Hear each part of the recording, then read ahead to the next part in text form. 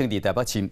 台北市内湖区新明路有一个新建案发生离奇的死亡的事件。昨暝10点外，有一个2个装潢工人去做事了，过下班时间，佫找无人，亲人真紧张，赶到现场去看，厝内嘛无人，一个敲电话，才发现讲2个人拢倒伫民生卡的茶箱内，而且已经无开啊。警方初步的调查，认为讲因可能是咧到这个现场挖强的故的时，伫无通风的这个空间内施工才会中毒的。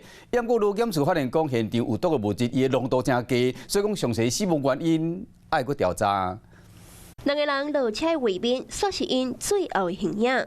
当天暗时，救护车随赶来现场，救护人员佮举冷桥冲入厝内，也毋过人早都无喘气。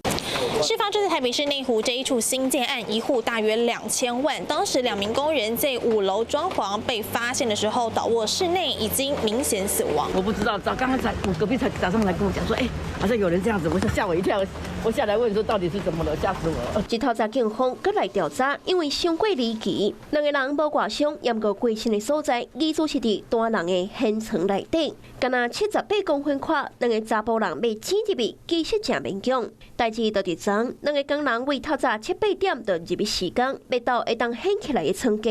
伫咧使用强力胶的时阵，都倒伫茶箱封闭空间。2个人到暗时才互发现失踪，也毋过被找到的时，拢已经无开。有机溶剂它本身，例如说甲苯，它本身就有一些神经毒性。刚开始的话，可能头痛、头晕。